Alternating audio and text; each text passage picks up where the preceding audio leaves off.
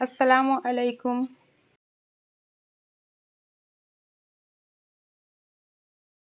শিক্ষিত হয়ে লাভ কি যদি মুখের ভাষাই ঠিক না থাকে? আসক্তের মতো ভালোবাসবেন না, ধ্বংসাত্মকভাবে কাউকে ঘৃণা করবেন না। মানুষের খারাপ দিক খোঁজা বন্ধ করুন, তাদের ভুলগুলো সহজভাবে গ্রহণ করুন, তাদের সাথে ধৈর্যশীল হন, পরিষ্কার একটি হৃদয়ের জন্য সংগ্রাম করুন এবং তাদের ভেতরের ভালোটা দেখুন।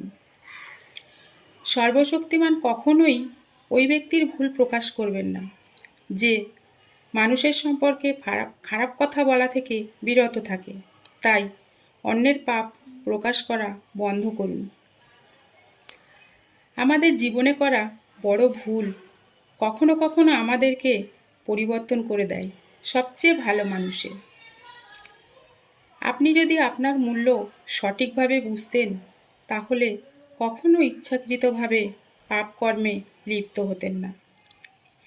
যখন পৃথিবীর কেউ আপনাকে বুঝতে চেষ্টা করে না, তখন এতটুকু মনে রাখুন, আল্লাহ আপনাকে বোঝেন।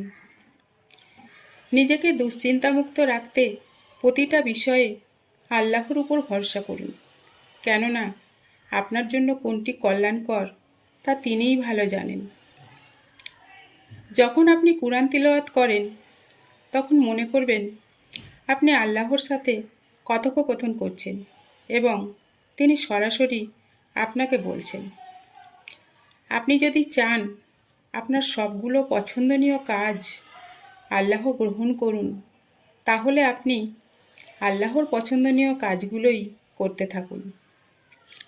মিথ্যা কথা বলে জিতে যাওয়ার চেয়ে সত্য বলে হেরে যাওয়া অধিক উত্তম। সুখী হওয়ার সহজ রাস্তা হলো হাতে গোনা দু একটা জায়গা বাদে সব জায়গায় সত্যটাই বলে দেওয়া। মিথ্যা হয়তো আপনার মনে কিছুক্ষণের জন্য প্রশান্তি এনে দেবে, কিন্তু সত্য আপনাকে সর্বদা সুখে রাখবে।